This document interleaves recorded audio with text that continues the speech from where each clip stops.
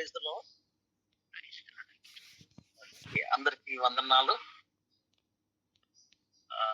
ముఖ్యంగా ఐసిసిఎఫ్ నాయక బృందానికి, సమాసంలో ఉన్నటువంటి దైవజనులకి, దైవ సేవకురాలకి, విధముగా చేరినటువంటి కొందరు విశ్వాసం నమ్మకంగా వస్తూ అనేక సత్యాలు నేర్చుకుంటున్నటువంటి బిడ్డలందరికీ నా హృదయపూర్వకమైన వందనాలు తెలియజేస్తున్నాను.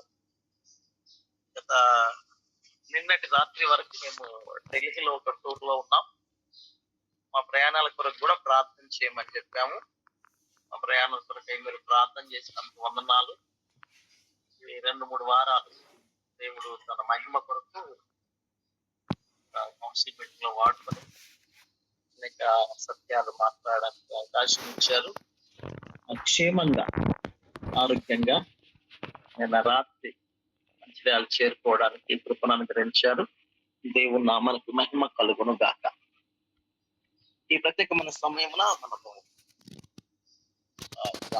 మనం వెళ్దాం. క్లాస్ లో ఈరోజు కొన్ని రివ్యూ నుండి స్టార్ట్ చేసుకుందాం. మనం నేర్చుకుంటున్న సబ్జెక్ట్ కొన్నిసార్లు ఇంపార్టెంట్ గా ఏదన్నా అవసరం ఉంటే మాట్లాడాల్సి ఉంటుంది. మాట్లాడడానికి సిద్ధంగా ఉండవలసిన చేస్తున్నాను. ముందుగా ఒక చిన్న రివ్యూ చేసుకుందాం. ఏమి నేర్చుకున్నామో కొంచెం పరిశుద్ధాత్మ క్లాస్ స్టార్ట్ అయినప్పటి నుండి మొదటి ఏ విషయాలు నేర్చుకున్నాం, రెండో రోజు ఏది నేర్చుకున్నాం, మళ్ళా ఎవరైనా ఒకరు గుర్తు చేయండి. రివ్యూ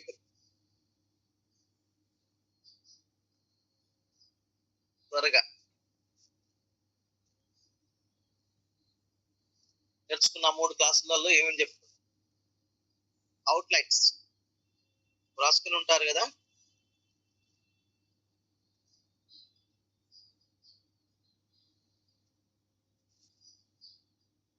టైం ఎక్కువ ఉండదు మనకు. 1 నిమిషం అవకాశం ఇస్తున్నాను, చూడండి, చూసి చెప్పండి.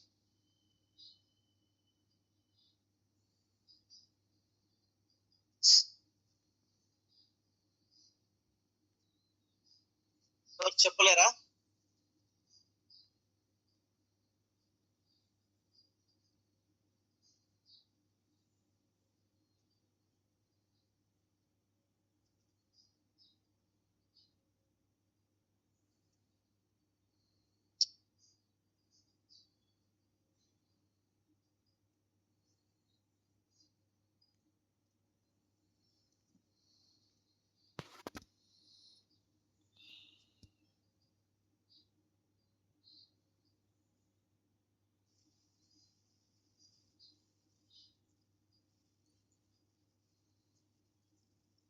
ఏదైనా దొరికిందా?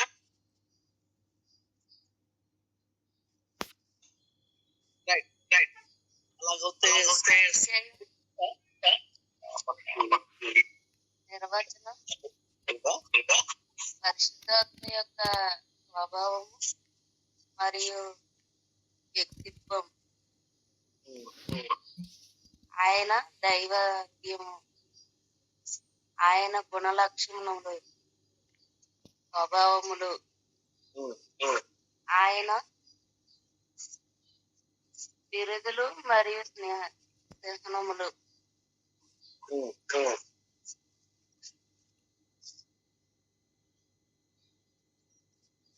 ఓకే. సో మనము అనేకమైనటువంటి విషయాలు చూసాము. నేను గుర్తు చేస్తాను. మొదటి రోజు మనము ఉపోద్ఘాతం చూసాము. ఉపోద్ఘాతంలో పరిశుద్ధాత్మ యొక్క ప్రత్యేక పరిశుద్ధాత్మ లేకపోతే ఏమేమి లేవో అవన్నీ కూడా నేర్చుకున్నాం మన పరిచయంలో. సృష్టి లేదు, మానవ జాతి లేదు, బైబిల్ లేదు, కొత్త నిబంధన లేదు, స్వార్థ ప్రకటన లేదు, ఇవన్నీ లేవు. అసలు మానవునికి ఉనికే లేదనే సంగతిని మనం నేర్చుకున్నాం. రెండోదిగా పరిశుద్ధాత్మకు అర్థం ఏంటో నేర్చుకున్నాం. అది గ్రీక్ పదం నుండి వచ్చింది. తర్వాత దాని యొక్క మీనింగ్ ఏంటో నేర్చుకున్నాం. తర్వాత వచ్చి పరిశుద్ధాత్మకు సంబంధించినటువంటి నిర్వచనం నేర్చుకున్నాం. ఆయన ఏమై ఉన్నాడు, సంఘ పితామహులు ఇచ్చినటువంటి మంచి నిర్వచనాన్ని మనం చూసాం. ఆ తర్వాత వచ్చి ఆ పరిశుద్ధాత్మ దేవుని యొక్క స్వభావము మరియు వ్యక్తిత్వం. ఆ వ్యక్తిత్వంలో ప్రత్యేకించి కొన్ని ముఖ్యమైనటువంటి విషయాలు నేర్చుకున్నాం. పాయింట్లు కొంచెం పైకి రైట్. చూడండి, బైబిల్లో ఎన్నిసార్లు పరిశుద్ధాత్మ ప్రస్తావించబడినది. పరిశుద్ధాత్మ సువార్తలలో గాని, పూర్తి బైబిల్లో గాని, అపొస్తలుల కార్యగ్రంథంలో గాని ప్రత్యేక రీతిలో కూడా ఐడెంటికల్ గా కూడా ఎన్నిసార్లు ఉపయోగింపబడ్డదో మనం రాసాం. 56, 57, 112, 36 సార్లు అలా ప్రస్తావించబడడం చూసాం. తర్వాత దైవత్వం కూడా కొంచెం చూసాం, మనం టచ్ చూసాం. నెక్స్ట్ వచ్చి దైవత్వం చూడండి, టచ్ చేసాం. అది అందులో టచ్ చేసింది ఏంటంటే కొంచెం పై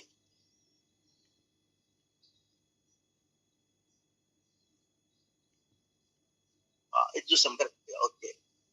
దైవత్వం యొక్క రుజువు, 2 దైవికమైనటువంటి రుజువులు. అతడు దేవునిగా, ప్రభువుగా పిలువబడడం చూసాము. తర్వాత ఆయన రుజువుపరిచేటువంటి 5 సత్యాలను కూడా టచ్ చేసుకున్నాం. 5 సత్యాలు చూడండి. అవి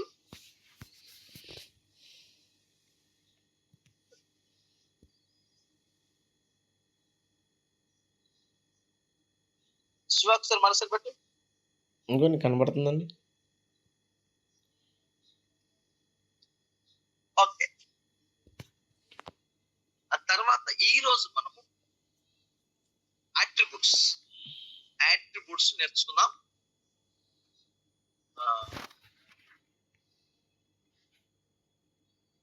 నేను కూడా అట్రిబ్యూట్స్ అనగానే స్క్రీన్ షేరింగ్ కొంచెం ఇబ్బందికరంగా ఉందేమో, నేను మీకు డైరెక్ట్ గా చెబుతాను, రాసుకోండి. నీలోగా స్క్రీన్ షేరింగ్ అవుతే మీరు అందరూ చూస్తూ ఉండండి. ఒక పాయింట్ ని మనము ఈరోజు నేర్చుకుందాం. ఈరోజు అట్రిబ్యూట్స్ నేర్చుకుందాం. గుణలక్షణాలు, దేవుని గుణలక్షణాలు, పరిశుద్ధాత్మ దేవుని గుణలక్షణాలు ఏమై ఉంటాయి అనేటువంటి విషయాన్ని ఒక్కొక్కటిగా ఈ రోజు మళ్ళీ నెక్స్ట్ సాటర్డే కూడా మనము కూలంకుషంగా మనం నేర్చుకుని మనం ముందుకు సాగుదాము. ప్రత్యేకమైన సమయంలో ఆ విషయాలు మీకు నేను తెలియచేస్తాను. సరే, దానికంటే ముందు గుణలక్షణము అని ఇంగ్లీష్ లో అట్రిబ్యూట్స్ అని అంటారు. అట్రిబ్యూట్స్ అనడానికి కారణం ఏంటో మీకు ఒక చిన్న సత్యాన్ని గుర్తు చేస్తాను. ఆదికాండము 1వ అధ్యాయము 26, 27 వచనంలో దేవుడు తన స్వరూపమందు మనుషులను చేశాడు, స్త్రీగాను పురుషునిగాను తయారు చేశాడు. అక్కడ తన స్వరూపమందు తన పోలిక చొప్పున అని వ్రాయబడి, దేవుని యొక్క స్వరూపము పోలిక అనంటే మనకు కళ్ళున్నాయి, ఆయనకు కళ్ళుంటాయి. మనకు ముక్కు ఉంది, ఆయనకు ముక్కు ఉంటుంది. మనకు చేతులు ఉన్నాయి, ఆయనకి చేతులు ఉంటాయి. మనకు కాళ్ళు ఉన్నవి, ఆయనకు కాళ్ళు ఉంటుంది అనేటువంటి బాహిర్గత అవయవాల విషయం కాదు. అఫ్ కోర్స్ అదృశ్యమైనవి అవన్నీ ఉంటాయి. ఆయనకు ఏవైతే ఉన్నాయో అవి వాటినే మనకు పెట్టాడు. కానీ నిజంగా ఏంటంటే ఆయనకున్న ఆ యొక్క లక్షణాలని మనకి పెట్టి మనల్ని తయారు చేశారు. అప్పుడు మనము అట్రిబ్యూట్స్ నేర్చుకుంటున్నప్పుడు నిజముగా దేవుడికి ఏమున్నాయో ఆ గుణ లక్షణాలన్నీ కూడా కొంచెము మానవునికి కూడా కొన్ని ఉంటుంది. కానీ మానవాతీతమైనటువంటి గుణ లక్షణాలు దేవుడు కలిగి ఉంటాడు. అదే గుణ లక్షణాలని కంపేరిటివ్లీ యేసుక్రీస్తు కలిగి ఉంటాడు. అదే గుణ లక్షణాలని పరిశుద్ధాత్మ కలిగి ఉంటాడు. ఎందుకంటే త్రిత్వ దేవుడు ఒక్కడే దేవుడై ఉన్నాడు. సో మనము థియాలజీలో నేర్చుకున్న క్రిస్టాలజీలో నేర్చుకున్న ఆ యాట్రిబ్యూట్సే న్యూమటాలజీ, ఈ యొక్క పరిశుద్ధాత్మ కార్యములు నేర్చుకున్నటువంటి దాంట్లో కూడా ఆ గుణ లక్షణాలు మళ్ళీ మళ్ళీ కనబడుతూ ఉంటాయి. ఆ గుణ లక్షణ యొక్క విశిష్టత అదన్నమాట. గుణ లక్షణాలు ఎందుకు తెలుసుకోవాలి, యాట్రిబ్యూట్స్ ఎందుకు తెలుసుకోవాలి, తర్వాత కంటిన్యూషన్ లో మనం క్లాస్ వాటి యొక్క పేర్లను, బిరుదులను అన్నిటిని ఎందుకు నేర్చుకోవాలి, అసలు ఆయన వాళ్ళ పేర్ల గురించి ఎందుకు మనం ముందుగా అంతగా నేర్చుకోవాల్సి ఉంటుందనంటే, ప్రతి దానికి ఒక మీనింగ్ ఉంటది, ప్రతి దాని మీనింగ్ ని బట్టి తన లక్షణం ఉంటది, ప్రతి దాని లక్షణాన్ని బట్టి తన క్రియ ఉంటది, ఆ క్రియను బట్టి మానవులకు ఉపయుక్తంగా ఉంటది. కాబట్టి పరిశుద్ధాత్మ గురించి నేర్చుకుంటున్నప్పుడు తన యొక్క గుణ లక్షణాలను కూడా నేర్చుకోవడం అనేది ఎంతో ఎంతో ఎంతో ప్రాముఖ్యమైనటువంటి సంగతి అనే సంగతిని మనం ఎప్పుడు కూడా మర్చిపోకూడదు. అలా మర్చిపోకుండా మనం ముందుకు సాగాలి, నేర్చుకోవాలి. నేర్చుకున్న కొలదిగా దేవుడు మనల్ని నిశ్చయముగా దీవించి ఆశీర్వదిస్తాడు, నిశ్చయముగా దీవిస్తాడు. అంత గొప్ప దేవుడు మనకు. దేవుని నామానికి మహిమ కలుగును గాక. ముఖ్యంగా పరిశుద్ధాత్మ విషయానికి వస్తే ఆయన గుణ లక్షణాలు నేర్చుకున్న కొలదిగా దేవుడు మనల్ని దీవిస్తూ ఉంటాడు. రైట్, సమయమున ఒక్కొక్కటిగా మనము చూసుకుందాం. There is my plate. దేవునికి మహిమ కలుగును గాక. మాట మీకు సరిగా వినబడుతుందా? కొంచెం మేము వినిపిస్తున్నాను స్పష్టంగా స్క్రీన్ మీద కనబడుతుందండి అయ్య గారు, ఆ స్క్రీన్ మీద కనబడుతుందండి. స్క్రీన్ మీదనా? ఒక్కోసారి కనబడుతుంది, ఒక్కోసారి కనబడుతుంది. ఆయన అందుకు లేదంటే నేను స్క్రీన్ మీద చూసి చెప్పేవాడిని, అందుకే నాది ఓపెన్ చేసుకుంటున్నా. ఓకే అండి. ఏమవుతుందో తెలుస్తుంది, అంటే నాది కూడా బ్లర్ అవుతుంది, అందుకే నేను సౌండ్ వినబడుతుందా లేదా అంటే అడగాల్సి వస్తుంది. ఓకే అండి గారు. No problem. 1 minute ఓపెన్ చేస్తాను. నా దాంట్లో ఓపెన్ చేసుకో. నా దాంట్లో కూడా నీది ఓపెన్ అవ్వట్లా. నా ఓల్డ్ ఓపెన్ చేసుకోవచ్చు. అది చూడకుండా కూడా చెప్పగలను, కానీ సీక్వెన్స్ ఇంపార్టెంట్ కనుక సీక్వెన్స్ వరకు చూడడానికి నేను చెప్తున్నాను. సీక్వెన్స్ వరకు మాత్రమే. రైట్,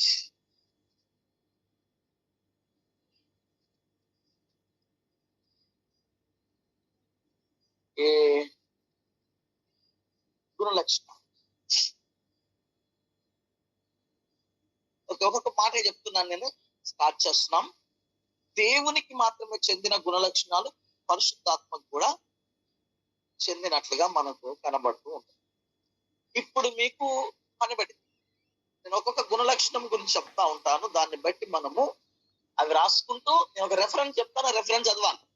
చదివినప్పుడే మనకు ముందుగా అర్థం అవుతుంది. నెంబర్ 1, ఆయన నిత్యుడై ఉన్నాడు. నిత్యుడు, దేవుడు నిత్యుడు, పరిశుద్ధాత్ముడు నిత్యుడు, క్రీస్తు నిత్యుడు. దాని ఇంగ్లీష్ లో హోలీ స్పిరిట్ ఈస్ ఎటర్నల్. ఆయన నిత్యుడైన దేవుడు. ఏప్రిల్ రాసిన పత్రిక 9వ అధ్యాయం 14వ వచనం. ఇప్పుడు చదవండి ఒకరు. ఏప్రిల్కి రాసిన పత్రిక 9వ అధ్యాయం 14వ వచనం. కొంచెం స్పీడ్ ఉండాలి, చదువుతూ వెళ్ళాలి. నిజంగా పరిశుద్ధాత్ముడు కూడా నిత్యుడేనా అని మనకు డెప్త్ గా అర్థం అవ్వడానికి.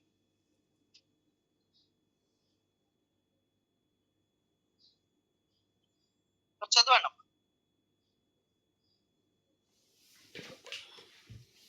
ఏప్రిల్ రాసిన పత్రిక 9వ అధ్యాయము 14వ వచనం.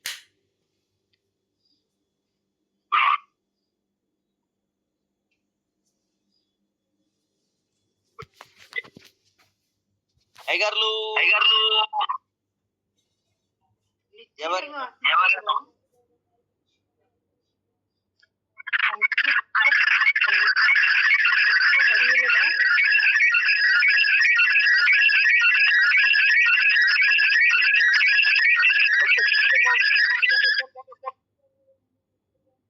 వాటి ఇష్టం నిత్యుడగు ఆత్మ ద్వారా పొందుతాను దేవునికి నిర్దోషిగా అర్పించుకున్న క్రీస్తు యొక్క రక్తము నిర్జీవ క్రియలను విడిచి జీవము గల దేవుని సేవించుటకు మీ మనస్సాక్షిని ఎంతో ఎక్కువగా శుద్ధి చేయును. మరోసారి చదువు, నాకు వినబడలేదు, రీసౌండ్ వచ్చింది. నిత్యుడగు ఆత్మ ద్వారా తన్ను తాను దేవునికి నిర్దోషిగా అర్పించుకొనిన క్రీస్తు యొక్క రక్తము నిర్జీవ క్రియలను విడిచి జీవము గల దేవుని సేవించుటకు మీ మనస్సాక్షిని ఎంతో ఎక్కువగా శుద్ధి చేయును. ఓకే, వాక్యంలో స్పష్టత ఏంటంటే నిత్యుడకు ఆత్మ ద్వారా. ఆత్మ నిత్యం ఉండేవాడు.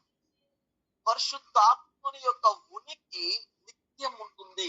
మీకు ఇంట్రొడక్షన్ క్లాస్ లోనే ఎంత చక్కగా చెప్పానంటే, నేను వెరీ బిగినింగ్ ఆది అంతే దేవుని యొక్క ఆత్మ జలముల మీద అల్లాడింది. అంటే ఫ్రమ్ ద వెరీ బిగినింగ్, ప్రారంభము నుండే ఉనికిలో ఉన్నవాడు. అంటే is from the eternal beginning to eternal end, or eternal past to eternal future. అంటే భూతకాలములోని నిత్యత్వము నుండి భవిష్యత్ కాలములోని నిత్యత్వం వరకు ఉండదగినటువంటి త్రిత్వ దేవునిలో ఒకరైన పరిశుద్ధాత్ముడు కూడా నిత్యుడగు ఆత్మ అనేటువంటి గుణం ఎప్పటికి ఉండేవాడు. ఇది మనకు ఒక భరోసా, మనకు ఒక ధైర్యాన్ని కలగజేస్తుంది. క్రీస్తు తండ్రి కలుసుకొని ఆయన రీసౌండ్ వస్తుంది చూడండి, రక్షణ కార్యాన్ని చేయడానికి కారణం ఏంటంటే నిత్యుడగు ఆత్మ. ఏమండి, దేవుడు మనతో నిత్యం ఉంటాడు, పరిశుద్ధాత్ముడు మనకు నిత్యం ఉంటాడు, ఆయన నిత్యుడు అనేది ఖచ్చితంగా ధైర్యాన్ని భరోసానివ్వదు. రెండోది జాగ్రత్తనివ్వదు. దేవుడు చూస్తున్నాడు. ఈరోజు 139వ కీర్తనలో కూడా అదే చూసుకున్నాం. 139వ కీర్తనలో ఉండే ముఖ్య సారాంశం ఏంటి అంటే, నువ్వు ఎక్కడికి వెళ్ళినా అక్కడ ఉంటాడు, నువ్వేం చేసినా చూస్తాడు, ఈవెన్ నీ అదృశ్యమైన సంగతులు కూడా చూస్తాడు. అంటే ఆత్మ దేవుడు ఎక్కడైనా ఉండగలడు, ప్లస్ ఏదైనా చూడగలడు. ఎక్కడైనా ఉండగలడు, అదొక గుణ లక్షణమే. ఏదైనా చూడగలడు, అదొక గుణ లక్షణమే. ఆయన తప్పించుకొని పోలేవనేటువంటి అదొక గుణ లక్షణమే. అది ఒకటి చూస్తాం. కానీ ఒక గుణ లక్షణము నిత్యుడని అవసరం, నిత్యం ఉంటాడు కనుకనే మనం ఆయన తప్పించుకొని పోలేదు. నెంబర్ 2,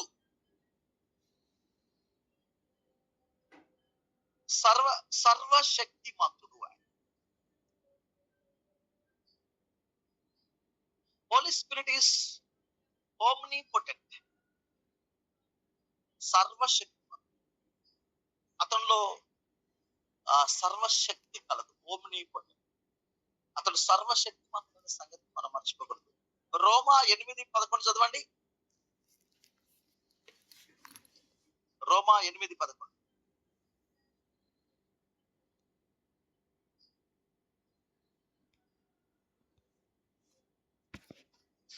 త్వరగా. మృతులలో నుండి యేసును లేపిన వాని ఆత్మ మీలో నివసించిన ఎడల, మృతులలో నుండి క్రీస్తు యేసును లేపినవాడు చావునకు లోనైన మీ శరీరములను కూడా మీలో నివసించుచున్న తన ఆత్మ ద్వారా జీవింపచేయును. ఆయనకి ఎంత సామర్థ్యం కలదు, ఓమ్నిపోటెంట్. ఆయన ఎంత పవర్ఫుల్ అంటే మృతులలో నుండి లేపి జీవముతో జీవింపచేయగలిగినటువంటి శక్తిమంతుడు. అందుకే సర్వశక్తిమంతుడు, ఓమ్నిపోటెంట్ అనేటువంటి పదం రాయబడింది. మనకు కొన్ని అసాధ్యం అవుతాయి, సమస్తము దేవుడికి సాధ్యం, పరిశుద్ధాత్మునికి సాధ్యం. పరిశుద్ధాత్మని సబ్జెక్ట్ చదువుతున్నాం కనుక పరిశుద్ధాత్ముడు జీవింప చేసేటువంటి, మృతుల్లో నుండి జీవింప చేయగలిగిన సామర్థ్యము గలవాడు. దీనికి ఉదాహరణకు మీకు మంచిగా అర్థం కావాలంటే, హెస్కేల్ గ్రంథంలో వెళ్ళి ప్రవచిస్తే, ఊదితే ఉన్నటువంటి ఎముకలు సైన్యంగా, మహాసైన్యంగా లేచి సైన్యం. ఎముకలు జత చేయబడ్డాయి, మాంసము కూర్చోబడింది, నరాలన్నీ కూడా అన్ని కనెక్ట్ చేయబడ్డవి, కండలన్నీ వచ్చేసాయి, రూపం వచ్చేసింది, అన్ని లేచి నిలబడ్డాయి. ఊదగానే పరిశుద్ధాత్మ ఆవరించి శరీరంలోకి వెళ్ళిపోయింది. అంటే శరీరము లేచి నడవగలిగింది. అంత శక్తి. మనం ఇప్పుడు జీవించి అన్ని చేయగలుగుతున్నామనంటే మన నాసిక రంధ్రములో ఆయన జీవవాయువు ఊదడమే. అదే న్యూమటాలజీ అంటే అర్థం. సో పరిశుద్ధాత్మ సర్వశక్తిమంతుడు, ఆయన మనల్ని జీవించగలవాడు. థర్డ్ వచ్చి సర్వవ్యాపి, అంతటా ఉన్నవాడు. హోమ్నీ హోలీ స్పిరిట్ ఇస్ హోమ్నీ ప్రెసెంట్, అంతటా ఉన్నారు. 139వ కీర్తన 7-12వ వచనంలో మనం పడుకొనుట, మనం నిలబడుట, చదవాల్సిన అవసరం లేదు, టైం వేస్ట్ కాకుండా మనం కూర్చునుట, మన నడక, మన పడక, మన యొక్క పరిస్థితులు, మనము ఆకాశంలోకి వెళ్ళిన అక్కడ, భూమికి వెళ్ళిన అక్కడ, భూమి మీద ఏదో దిగాంతంలోకి వెళ్ళిన అక్కడ, అంతర్భాగానికి వెళ్ళిన అక్కడ, సముద్ర అగాధములో వేకువ రెక్కలు కట్టుకొని అక్కడికి వెళ్ళిన అక్కడ, నీకు నిర్మించబడిన వాటిలో ఒక ఎముక అయినను ఆయన తప్పకూడదు ఆయన దగ్గర. ఎందుకంటే ఆయన ఓమ్ని ప్రెసెంట్, ఆకాశంలో ఉన్నాడు, భూమి మీద ఉన్నాడు, భూమి కింద ఉన్నాడు, ఎక్కడ చూసినా ఉన్నాడు. మనం ఎక్కడ నుండి పరిశుద్ధాత్మ, నీ ఆత్మ నుండి ఒక మాట, నీ ఆత్మ నుండి నేను ఎక్కడికి తప్పించుకోగలను? Wear to escape? ఈ భూమి మీద మనం ఎక్కడికి, ఆయన గుణలక్షణం ఏంటంటే ఎక్కడైనా ఉండగలడు. పవర్ఫుల్ గుణ లక్షణాలు. నిత్యుడు అనేది పవర్ఫుల్, సర్వశక్తిమంతుడు అనేది పవర్ఫుల్, సర్వవ్యాపి అనేది పవర్ఫుల్. ఎందుకంటే ఓమ్ని ప్రెసెంట్, ఆయన ఎక్కడైనా ఉండగలడు. నెక్స్ట్ వచ్చి 4వది సర్వజ్ఞుడు. పరిశుద్ధాత్ముడు సర్వజ్ఞుడై ఉన్నాడు, అంటే సర్వజ్ఞాని, సర్వము ఎరిగిన వాడు. ఈ నోస్ ఎవ్రీథింగ్. దీన్నే ఓమ్నిసెంట్ అంటారు. Holy Spirit is omniscient. కొరింథీయులకు రాసిన మొదటి పత్రిక 2వ అధ్యాయము 10-11 వచనాలు చదవండి ఒకసారి. మనకైతే దేవుడు వాటిని తన ఆత్మ వలన బయలుపరిచి ఉన్నాడు. ఆ ఆత్మ అన్నిటినీ, దేవుని మర్మములను కూడా పరిశోధించుచున్నాడు. ఒక మనుష్యుని సంగతులు అతనిలోనున్న మనుష్యాత్మకే గాని మనుషులలో మరి ఎవనికిని తెలియను. అలాగే దేవుని సంగతులు దేవుని ఆత్మకే గాని మరి ఎవనికి తెలియవు. ప్రతిదీ ఎరిగిన వాడండి. మనం చేసేది కొన్ని దేవుడికి తెలియదు అనుకోకూడదు, తెలుసు. పరిశుద్ధాత్ముడు ఆత్మ కనుక అన్ని ఎరిగిన. ఒకవేళ నీకు ఎదుటి వ్యక్తి గురించి, నువ్వు మనుషువి గనక నీటిలో ముఖమునకు ముఖం కనబడ్డట్టుగా ఒక హృదయానికి హృదయం కనబడుద్ది గనక ఫీలింగ్స్ ను చూసి, లేకుంటే ఎక్స్ప్రెషన్స్ చూసి, మొహ కవలికలను చూసి, భావోద్రేకాలను చూసి అతడు ఇలా అనుకుంటున్నాడు, ఇలా ఉందని చెప్పి మనుష్య ఆత్మలో లేక మనుషుల్లో ఉన్న విషయాలు కొన్ని మనం గుర్తుపెడతాం కావచ్చు. కానీ దేవుడు దైవికమైన విషయాలను, మానవ విషయాలను, సమస్తమును అన్నిటిని ఎరిగినవాడు. ఆత్మ అదృశ్యుడు. అదృష్టుడైన ఆత్మకు అన్ని అన్ని అన్ని అన్ని తెలుసు. ఎంత గొప్ప విషయం చూడండి. మీ గురించి, నా గురించి తెలుసు, దైవికమైన విషయాలు తెలుసు, దైవికమైన మర్మాలు కూడా తెలుసు.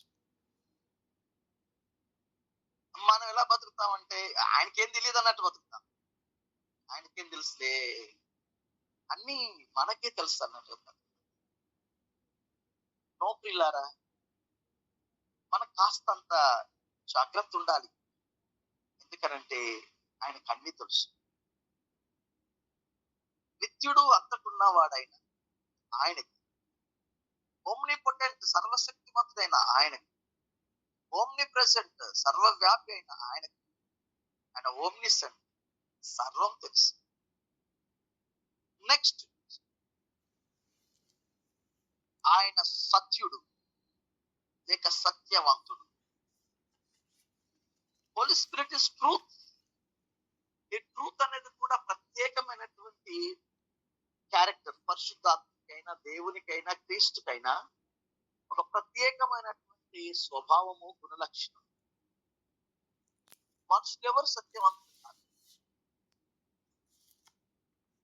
నీవు దేవుని యొద్ద నుండి వచ్చినటువంటి సత్యవంతుడమైన క్రీస్తు అని ఒక యవ్వన బిడ్డ వచ్చి మోకాళ్ళ మీద ఉండి క్రీస్తు చెప్పినప్పుడు ఎవరు సత్యవంతుడు? దేవుడే అని అన్నాడు. ఆ దివ్య దేవుడు తప్ప, ఇప్పుడు ఈ రోజు మనము పరిశుద్ధాత్మ శాస్త్రం నేర్చుకుంటున్నాం కనుక పరిశుద్ధాత్ముడు తప్ప సత్యవంతులు లేరు. ఆ పోలికలోకి వెళ్తా ఉంటే మనం సత్యవంతులుగా మారుతాం. ట్రూత్ఫుల్ గా మనము నిజానికి క్రైస్తవులు ఒక సగం సత్యవంతులుగా బతుకుతున్నారు.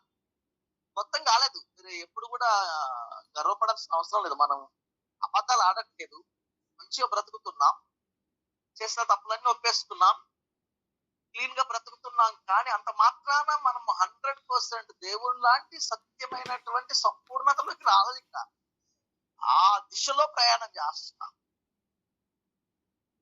ఆ దిశలో మనకున్న ఈ సత్యానికే మనం గొప్పలు అనుకుంటున్నాం. మనకు ఆత్మ సంతృప్తి బాగా అనిపిస్తుంది ఇప్పటికే. ఇప్పటికే మనం ఏ అబద్ధాలు ఆడకుండా జాగ్రత్తగా బ్రతుకుతుంటాయంటే, ఎవరైనా అబద్ధాలు మేము అబద్ధంగా చెప్పమండి అని అంత జాగ్రత్తగా మాట్లాడుతూ ఉంటే, లేనిపోని మిగతా వారిలాగా ఆ ఏంటి వేరే అబద్ధాలు చెప్పడం, ట్విస్టింగ్ చేయడము, లేకుంటే ఆఫ్ ట్రూత్ ఆల్వేస్ లై అని అంటారు కదా, అలా సగము అసత్యం చెప్పకుండా చాలా జాగ్రత్తగా ఉంటున్నాం కదా. అయినప్పటికీ మనము దేవుడికి ఉన్నటువంటి గుణలక్షణంలో కొంచెం ఆయన నమ్మాము గనక, ఆ పరిశుద్ధాత్ముడు మనం నడిపిస్తున్నాడు గనక, ఆయన సర్వసత్యంలోకి నడిపిస్తా ఉన్నాడు గనక మనం సత్యం మాట్లాడుతూ సత్యంలో బ్రతుకుతూ సత్యాన్ని కలిగి ఉన్నాం. కానీ అది కూడా ఉండేది కాదు. ఈ ఆత్మసత్యం, పరిశుద్ధాత్ముడు దేవుడు, ఆయన సత్యం, ఆయనలో ఏ మాత్రమును అబద్ధం ఉండదు. దేవుడి గురించి రాయబడ్డట్టే పరిశుద్ధాత్మ గురించి కూడా మనం చెప్పుకోవచ్చు. ఆయన అబద్ధం ఆడుటకు నరుడు కాదు. No, is not human to lie. అబద్ధం ఆడుటకు సాతాను అబద్ధానికి జనకుడు. అబద్ధం ఆడుతున్న మనిషి సర్ప సంతానం. అందుకే సర్ప సంతానమా అని పిలిచాడు. సాతాను సర్పం అయితే, సర్పం ఎవరు? అబద్ధానికి జనకుడు, అబద్ధానికి తండ్రి, మూలము.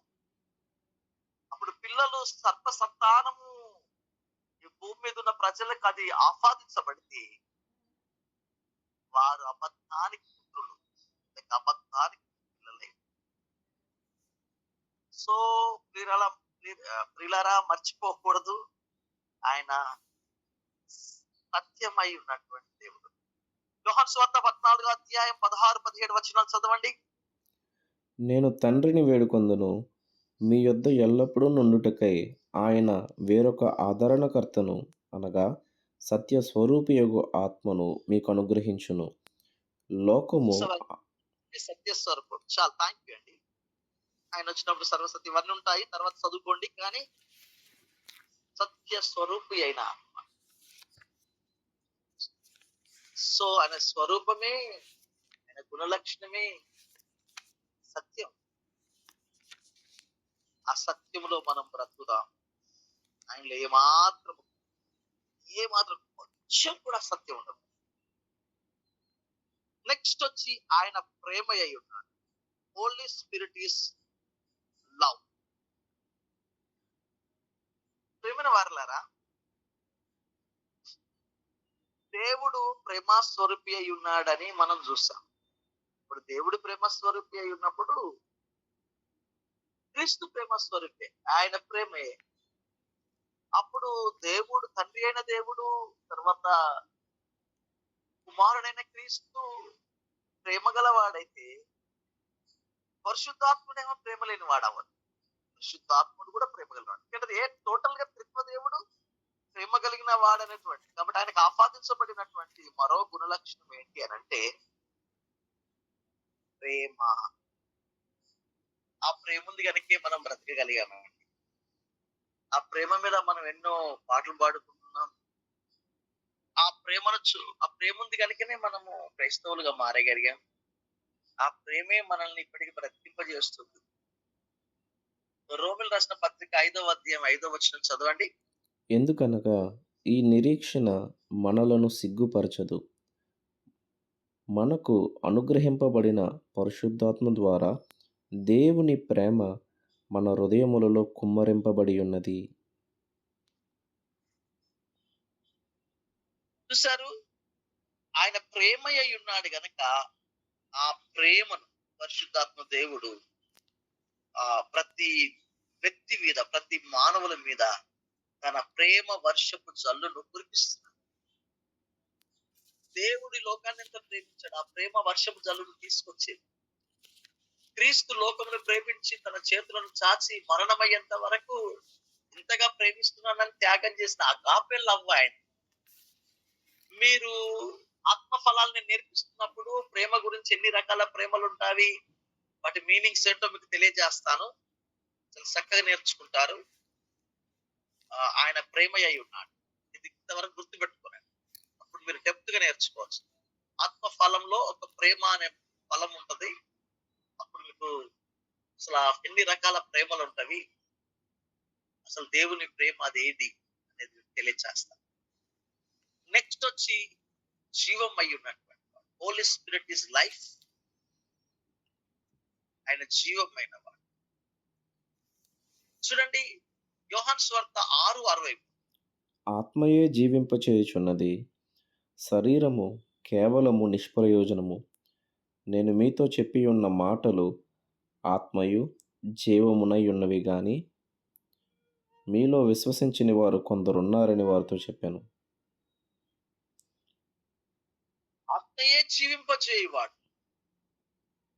కాబట్టి ప్రియులారా, ఆత్మే జీవింపచేస్తారనే సంగతిని మనం ఎప్పుడు కూడా మర్చిపోకూడదు.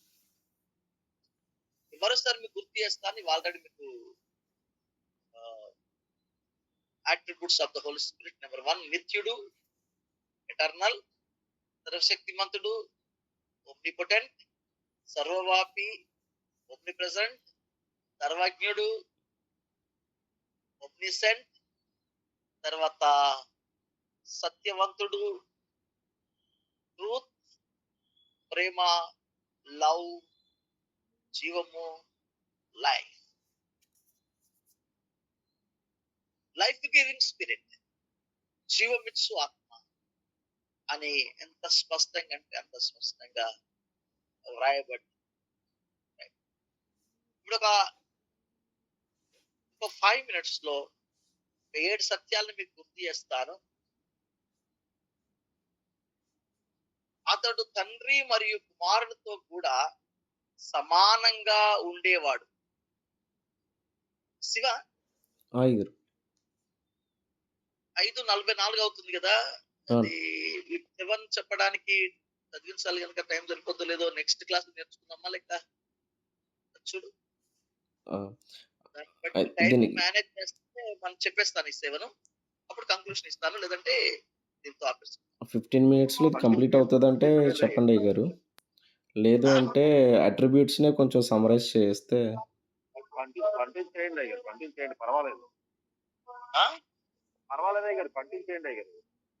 రైట్. ఇవి మీకు గుర్తు చేస్తాను. చాలా సింపుల్ గానే ఉంటవి. చేసి నేను కంక్లూషన్ ఇస్తాను. రైట్, కొంచెం స్పీడ్ గా వెళ్దాం. క్రీస్తుతో అదే విధంగా కుమారునితో సమానంగా ఉండేటువంటి 7 సత్యాలు. ఇవి చాలా చక్కగా ఇవి క్రమంగా నేర్చుకుంటున్నాం మనం. ఆల్మోస్ట్ చాలా విషయాలు తెలిసే ఉంటవి. ఇంత చక్కగా పేర్చినట్టుగా మీరు మిగతా థియాలజీ కాలేజీలో కూడా మీరు నేర్చుకొని ఉంటారు. కొన్ని నేర్చుకుంటారు అంతే. ఇంత క్రమంగా పేర్చుండవు. నేను ఎక్కువ చాలా మంది రెగ్యులర్ గా టీచ్ చేయడం వల్ల చెప్పాను. లైవ్ లో సైడ్ కూడా కొంచెం మీకు ఇబ్బందికరంగా ఉండొచ్చు, కానీ ప్రతి కంక్లూషన్ లో మీరు మంచిగా నేర్చుకుంటారు. చూడండి, నెంబర్ 1, క్రీస్తు బాప్తిస్మములో అనుభవంలో తండ్రి కుమారునితో పాటు పరిశుద్ధాత్ముడు కనబడతాడు. మత్తయి సువార్త 3వ అధ్యాయం 16-17 వచనంలో నేను గుర్తు చేస్తాను. తండ్రి యొక్కయు కుమారుని యొక్కయు పరిశుద్ధాత్మ నామంలోనికి బాప్తిస్మం ఇవ్వండి అని రాయబడి. రైట్. తర్వాత యేసుక్రీస్తు యొక్క శోధనలో మత్తయి సువార్త 4వ అధ్యాయం 1-7 వచనంలో పరిశుద్ధాత్ముడు ఉంటాడు. క్రీస్తు అక్కడ శోధింపబడతా ఉంటాడు. దేవుడు ఆ సాతానుతో యుద్ధము చేయడానికి దేవుడు తోడుగా ఉంటాడు. సో త్రిత్వం అందులో కనబడతాడు. అంటే అందులో పరిశుద్ధాత్ముడు కూడా మనకు కనబడతాడు. మత్తయి సువార్త 4వ అధ్యాయం 7వ వచనం. మూడవది, మేడగదిలో యోహాను సువార్త 14వ అధ్యాయము 16వ వచనము, అదేవిధంగా 26వ వచనంలో చూస్తే తండ్రి పంపిస్తున్నాడు, పరిశుద్ధాత్ముడు వస్తున్నాడు. వచ్చిన పరిశుద్ధాత్ముడు క్రీస్తు గురించి, నా గురించి, నన్ను గురించి మాట్లాడతాడు. క్రీస్తు మాట్లాడుతున్నాడు, క్రీస్తు ఉన్నాడు, పంపించే తండ్రి కనబడుతున్నాడు. సో తండ్రిని గూర్చి, క్రీస్తుని గూర్చి బయలు చేసేటువంటి పరిశుద్ధాత్మ అంటే త్రిత్వ యొక్క విలువ. అంటే తండ్రికి ఎలాగైతే ఉందో పవరు క్రీస్తుకుంటుంది, క్రీస్తుకి ఎలా ఉందో పవరు అలాగే పరిశుద్ధాత్మనికి కూడా ఉంటది అనేటువంటిది మేడగది అనుభవంలో చూస్తాం. పేతురు ప్రకటిస్తున్నటువంటి దాంట్లో కూడా చూస్తే ముగ్గురు, ఇది మాత్రం చదువుకుందాం. 1 పేతురు 1-2 వచనాలు చూడండి. 1 పేతురు 1-2 వచనం. 1వ అధ్యాయము. యేసుక్రీస్తు అపోస్తులుడైన పేతురు, తండ్రి అయిన దేవుని భవిష్యత్ జ్ఞానమును బట్టి ఆత్మ వలని పరిశుద్ధత పొందిన వారే విధేయులగుటకును, యేసుక్రీస్తు రక్తము వలన ప్రోక్షింపబడుటకును ఏర్పరచబడిన వారికి, అనగా పొంతు, గలతీయ, కపోదికియ, ఆసియా, బెతునియ అను దేశముల యందు చెదిరిన వారిలో చేరిన యాత్రికులకు శుభమని చెప్పి వ్రాయినది. రైట్. చెదిరిన యాత్రికులు శుభమని చెప్తూ రాస్తున్నటువంటి సత్యంలో ఎవరెవరు కనబడుతున్నారు? పైన తండ్రి, కుమారుడైన క్రీస్తు, తర్వాత ఆత్మ వలనే పరిశుద్ధత పొందిన విధేయులు. చూశారు? అంటే ఏ ప్రక్రియలోనైనా, బాప్తిస్మ ప్రక్రియలో తండ్రి, కుమార, పరిశుద్ధాత్మ, శోధన ప్రక్రియలో తండ్రి, కుమార, పరిశుద్ధాత్ముడు, మేడగదిలో పరిశుద్ధాత్మ ఆహ్వానం గురించి చెప్పినప్పుడు తండ్రి, కుమార, పరిశుద్ధాత్మ, పౌలు ఎఫెసీ, కొరింథీ, రోమా పత్రికల గురించి ప్రకటిస్తున్నప్పుడు తండ్రి, కుమార, పరిశుద్ధాత్మ, పేతురు ప్రకటిస్తున్నప్పుడు, వ్రాస్తున్నప్పుడు తండ్రి, కుమార, పరిశుద్ధాత్ముడు. తర్వాత అపోస్తుల కార్యములో 2వ అధ్యాయములో చూస్తే కూడా పరిశుద్ధాత్మ కనబడతాడు. తండ్రి కనబడతాడు, క్రీస్తు కనబడతాడు, పరిశుద్ధాత్ముడు కనబడతాడు. తర్వాత మత్తయి సువార్త ఒలీవల కొండ అనుభవములో అక్కడ తండ్రి, కుమార, పరిశుద్ధాత్మ నామంలో బాప్తిస్మము ఇవ్వాలి అని చెప్పి ప్రకటిస్తున్నట్టు, క్రీస్తు గుర్తు చేస్తున్నట్టు కనబడతాం. ఇంకా చూసుకుంటే బెనడిక్షన్ లో కూడా పరిశుద్ధాత్మ, తండ్రి, కుమార, పరిశుద్ధాత్మ. ప్రేమల వారలారా, ఇప్పుడు మనం నేర్చుకునే ఈ 2 సత్యాలలో పరిశుద్ధాత్మ సబ్జెక్ట్ లో మనం నేర్చుకున్న సత్యాన్ని నేను ముగిస్తున్నాను. యాట్రిబ్యూట్స్, ఆయన గుణ లక్షణాలు, స్వభావము ఆపాదించబడ్డాయి. అన్ని కూడా ఒక నిత్యుడైన, సర్వశక్తిమంతుడైన, సర్వాంతర్యామి అయిన, సర్వజ్ఞుడైన సత్యమైన, ప్రేమ అయినా, మనం ఏం నేర్చుకున్నా ఆ నేర్చుకునేటువంటి ఆ సత్యాలన్నీ మనకి ఏం తెలియచేస్తాయి అని అంటే యాట్రిబ్యూట్స్ అన్ని కూడా అసాధారణమైనటువంటి నేచురల్ యాట్రిబ్యూట్స్ కాదవి. కేవలం మానవుడికి ఉండేటివి కావు. మానవుడికి తక్కువగా ఉంటుంది. కొంతవరకే చేయగలుగుతాడు. ఎందుకంటే స్వరూపమైన పోలికలో ఉన్నాడు కనుక. సాతాను కూడా కొన్నే చేస్తాడు. సాతానికి ఎక్కడి వరకు అనుమతి వచ్చింది? సభాపర్వతం దాకా పోయేదాకా అనుమతి ఉంది అంతే. పూర్తిగా ఉండదు. సాతాను కూడా సర్వాంతర్యామి అనిపిస్తాడు మనకి. ఎక్కడికి వెళ్ళినా అక్కడ ఉంటాడు. మనకు అతంతా తెలుసు. మన డ్రామాలన్నీ తెలుసు. ఆ సాతాను కూడా అన్ని తెలుసు. అయ్యగారికి తెలిస్తే ఆశ్చర్యపోతాం. సాతానికి తెలిస్తే ఆశ్చర్యపోతాం. మన ఫ్రెండ్స్ కి ఎవరికైనా మన గురించి అంతా మనం ఏం చెప్పకముందే తెలిసిపోతా ఉంటే మనం ఆశ్చర్యపోతా ఉంటాం. కానీ అన్ని తెలియదు. తండ్రి కుమారునికి తెలుసు, పరిశుద్ధాత్మునికే తెలుసు, అద్విత్వ దేవునికే తెలుసు. కాబట్టి పరిశుద్ధాత్ముడు ఒక ప్రత్యేకమైనటువంటి ఇంటీరియర్.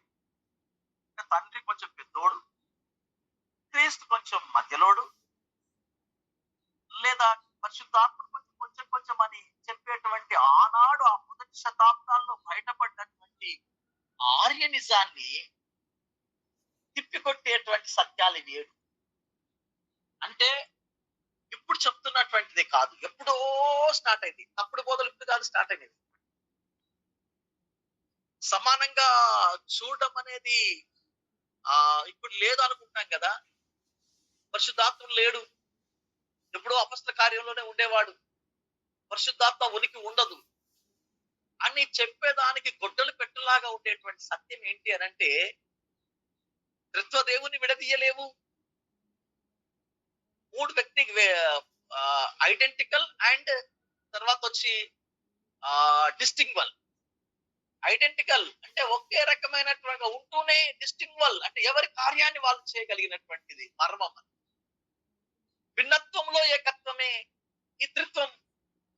ఈ త్రిత్వ మర్మాన్ని మనం నేర్చుకోవాలి అని అంటే త్రిత్వ సబ్జెక్ట్ ప్రత్యేకంగా నేర్చుకోవాలి. కానీ ఆ త్రిత్వ మర్మంలో అనౌన్సియేషన్ లో పరిశుద్ధాత్ముడు తండ్రి కుమార పరిశుద్ధాత్మ, తండ్రి కుమారుతో పాటు ప్రొనౌన్సియేషన్ లో తండ్రి కుమార పరిశుద్ధాత్మ, బాప్తిస్వంలో తండ్రి కుమార పరిశుద్ధాత్మ, టెంప్టేషన్ లో తండ్రి కుమార పరిశుద్ధాత్మ, బెనడిక్షన్ లో తండ్రి కుమార పరిశుద్ధాత్మ, అభిషేకంలో తండ్రి కుమార పరిశుద్ధాత్ముడు, నడిపింపులో తండ్రి కుమార పరిశుద్ధాత్మ. అలా పరిశుద్ధాత్ముడు ఆర్యనిజం చెప్తున్నట్టుగా నేటి కాలంలో కొందరు ఆర్యనిజం లాగానే మేము ఆర్యనిజం కాదు, మేము సత్యాన్ని బోధించే వాళ్ళం అని చెప్పుకుంటూనే కొంచెము ఎక్కడో ఒక చోట ఒక మైనూడు పాయింట్ పరిశుద్ధాత్ముడు కొంచెం వెనకొచ్చాడు కదా, వెనకొచ్చాడు గనక తక్కువేమో అనే వాళ్ళకి 7 సత్యాలు ఏం తెలియజేస్తున్నాయి అంటే తండ్రి ఎంతో కుమారుడు అంతే, కుమారుడు ఎంతో పరిశుద్ధాత్ముడు అంతే. ప్రేమ వారలారా, నువ్వు ఆరాధిస్తున్నప్పుడు, నువ్వు ప్రార్థిస్తున్నప్పుడు, నువ్వు భక్తి చేస్తున్నప్పుడు, నువ్వు సత్యంలో బ్రతుకుతున్నప్పుడు, నువ్వు జాగ్రత్తగా భయపడి బ్రతుకుతున్నప్పుడు, ఏం చేసినా నువ్వు తండ్రికి ఎలా భయపడుతున్నావు, కుమారుడికి ఎలా భయపడుతున్నావు, కుమారుడికి ఎలా భయపడుతున్నావు, పరిశుద్ధాత్మునికి అట్లా భయపడు. తండ్రిని ఎలా ఆరాధిస్తున్నావు, కుమారుని అలా ఆరాధించగలుగుతావు. కుమారుని ఆరాధించినప్పుడు పరిశుద్ధాత్ములు కూడా అలా ఉంటుంది. ఎవరికి ఏ తగ్గింపు నువ్వు ఇచ్చినా విభక్తి తేలిపోయే ఆస్కారం, తేలిపోయే ఆస్కారం. సో ఈక్వల్ ప్రేమలో ఈక్వల్ అథారిటీ ఇస్తూ, ఈక్వల్ వర్క్ ఫ్రేమ్ ఇస్తూ, ఈక్వల్ గౌరవాన్ని ఇస్తూ, ఈక్వల్ పూజనిస్తూ, ఈక్వల్ ఆరాధన ఇస్తూ, ఈక్వల్ భయాన్ని ఇస్తూ, మన ఈక్వల్ గా చూడ్డానికి మనము దేవుడు పరిశుద్ధాత్ముని ప్రతి చోట మనకు దేవుడు చూపించడం జరిగింది. దేవుని నామానికి మహిమ కలుగును గాక. ప్రియమైన వారలారా, ఆ యొక్క గుణ లక్షణాల్లో చూసుకున్నటువంటి అన్ని గుణ లక్షణాల్లో కూడా అదే సత్యం. కంపారిటివ్ లో మనం చూసుకున్నటువంటి 7 సత్యాల్లో కూడా అదే సత్యం. ముగిస్తున్నాను. కొందరు ఉల్టా కూడా ఉంటారు. ఉల్టా ఏంటి అని అంటే కింద నుండి వస్తారు. తండ్రి కుమారుడికి పెద్దగా విలువనివ్వకుండా ఏమనంటే చాలు పరిశుద్ధాత్మ పరిశుద్ధాత్మ పరిశుద్ధాత్మ పరిశుద్ధాత్మ పరిశుద్ధాత్మ అంటా బ్రతుకుతారు. నేను అది తప్పనట్లేదు కానీ కొంచెం ఒక చోట చిన్న పాయింట్ ప్రాబ్లం ఏంటో తెలుసా? ఆత్మ పరిశీలన చేసుకోండి, వాక్య పరిశీలన చేసుకోండి, జాగ్రత్తగా బ్రతకండి బిడ్డలారా.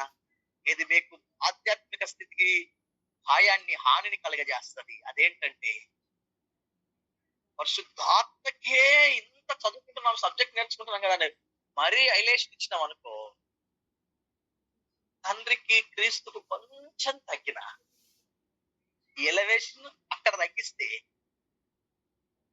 తండ్రిని నువ్వు కరెక్ట్ గా గుర్తించని నీవు ఆయన నామాన్ని అపరిశుద్ధంగా ఉచ్చరించకూడదని తెలియకుండా ఉంటే నీకు, దేవుడున్నాడని భయం లేకుండా బ్రతికి నీకు, భాషలు మాట్లాడతా స్తుతులు చెల్లిస్తా పరిశుద్ధాత్మ గురించి దెబ్బలేసుకుంటా పరిశుద్ధాత్మ పరిశుద్ధాత్మ పరిశుద్ధాత్ముడు అని చెప్పుకుంటూ పోతా ఉంటే దేవుడున్నాడు, అతనికి గౌరవం, అతనికి క్రియ, అతనికి ప్రభావము, మహిమ, స్తుతి, ఘనతలు ఆయనకు ఆపాదించాలి. క్రీస్తున్నాడు, ఆఫ్ కోర్స్ ఆయన మానవ అవతారికి వచ్చినప్పటికీ ఆయనకి మహిమ, ఘనత, ప్రభావములు ఆపాదించాలి. ఈక్వల్ గా పరిశుద్ధాత్ముడు ఉన్నాడు, ఆయన ఆది నుండి ఉన్నాడు, ఆయన నిత్యత్వములో ఉన్నాడు, క్రీస్తుకు తండ్రికి కలిగిన గుణ లక్షణాలు ఉన్నాడు. ఈ యొక్క బైబిల్లో జరిగిన ఈ ముఖ్య ఘటనలలో మానవుని తయారు చేసినది మొదలుకొని ఈ చివరి వరకు అంత్యాస్తివాదం వరకు అన్నిటిలో ఆయన ఉన్నాడు. ఆ భయముతో బ్రతుకుదాం. అట్టి కృప ఆ తండ్రి కుమార పరిశుద్ధాత్మ ఏకదేవుడు మనకు అనుగ్రహించును గాక. God bless you. చిన్న ప్రార్థన చేయండి అయ్యగారు. ఆశీర్వాదములకు కారణభూతుడా మా ప్రియ పరలోక తండ్రి, నీకు వందనాలు చెల్లిస్తున్నాం. ఈ ప్రత్యేకమైన సమయంలో ఈ గుణ లక్షణాలను గురించి నేర్చుకోవడానికి, అదే విధముగా